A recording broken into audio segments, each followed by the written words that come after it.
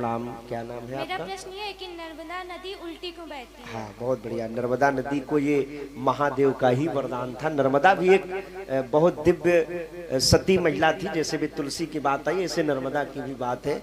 और भारत देश में यही एक ऐसी नदी है जो उल्टी चलती। उल्टी माने पश्चिम, पूरब से पश्चिम की ओर चलती। वैसे हमारे यहाँ का तात्पर्य ये होता, हमेशा पश्चिम से पूरब की ओर नदियां बहती मिलती है, ठीक है ना। कहीं कहीं उत्तर दक्षिण हो जाती है, वो पार्ट होता है, लेकिन हमेशा नदी पश्चिम से पूरब की ओर बहती, माने ऊपर से नीचे की ओर। कोई भी तरल पदार्थ हो, ये विज्ञान में भी आता है, कोई भी तरल पदार्थ हो, आप जब भी उसको छोड़ोगे, पानी है, दूध है, आदि आदि चीजें हैं, तो हमेशा ऊपर से नीचे की ओर माने ढाल की ओर वो चलती हैं। तो सारी नदियां पश्चिम से पूरब की ओर बहती, लेकिन नर्मदा ये महादेव के वरदान से ही है कि हमेशा पूरब से पश्चिम चलती है। अमरकंटक पर्वत से ये पैदा होती है, माने निकलती है, और वहां से बहती हुई मध्य प्रदेश की सीमा, गुजरात आदि की सीमाओं में लगती है जाकर के।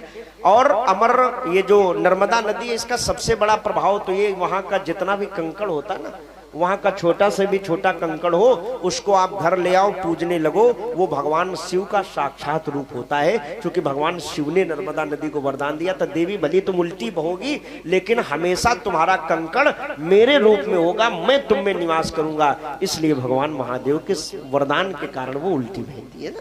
ये प्रश्न। मेरा एक और प्रश्न है जी, कि श्री कृष्ण हमेशा मोर का ही पंख क्यों धारण करते हैं? हाँ, बहुत बढ़िया। हमेशा नहीं धारण करते, कुछ समय तक उन्होंने धारण किया। 11 वर्ष 56 दिन जब तक वो वृंदावन में रहे, तब तक उन्होंने मोर का पंख लगाया। इसके बाद जब वो मथुरा चले गए तो मोर का पंख नहीं लगाया था, फिर उन्होंने सोने का मुकुट पहना था। क्योंकि द्वारिका गए, द्वारिका में राजा बन गए, तब तक उन्होंने मोर का पंख लगाया। उसका तात्पर्य कई है, क्योंकि बचपन था, जैसे बचपन में आप लोग बैठे हो, कभी कभी फूल तोड़ लेते होगे ना, फूल अपने बालों में लगा लेती होगी, कानों में ऐसे लगा लेते हो, फूलों का श्रृंगार किया होगा ना कई बार। मोर पंख मिल जाए तो हम लोग भी लगा लेते, क्योंकि जो बचपन होता है, मोर पंख के कई अर्थ है। एक मोर पंख का अर्थ ये है, जो मोर होता है वो हमारे यहाँ काम रहित होता, माने उसमें कोई विकार नहीं होता, उसके अंदर कोई गंदे आचरण नहीं होते। वो सर्प खाता है, ये उसका भोजन है, लेकिन वैसा कैसे जो मानव लोगों का, पशुओं का जो व्यवहार होता है, ये उसमें नहीं होता, वो काम रहित होता है, ठीक है ना। तो मोर पंख जो है, मोर हमेशा मोरनी को प्रेम करता। मोर कौन सा होता है जिसके पंख नहीं होते?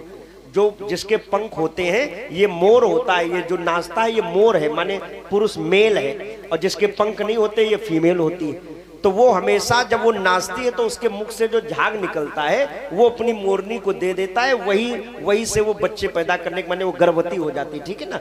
तो मोर हमेशा कभी भी गलत कार्य नहीं करता है, ऐसा व्यवहार नहीं करता है, इसलिए वो पूजनीय। तभी भगवान कृष्ण ने कहा हमें भी अपने बचपन को बहुत अच्छा संभालना है। एक मोर पंख से ये भी बड़ी शिक्षा मिलती भगवान कृष्ण से कि हमें हमारे बचपन में हम मिले जुले सबसे फ्रेंडशिप करें, लेकिन कोई गलत व्यवहार, गलत आचरण न करें जिससे हमारे माता पिता को या हमें खुद को शर्मिंदा होना पड़े, है ना। इसलिए भी भगवान मोर पंख लगाते थे, क्योंकि भगवान सबसे प्रेम करते थे, लेकिन गलत रिलेशन नहीं रखते थे किसी से ना। ये आप समझ गए होंगे, गलत रिलेशन में नहीं रखना है। मोर का पंख का तात्पर्य भगवान प्रेम सबसे करते थे, लेकिन कोई गलत रिलेशन नहीं रखते थे। इसलिए मोर, चूंकि मोर का ये भाव होता है, मोर कभी भी गलत रिलेशन नहीं बनाता है ना, ठीक।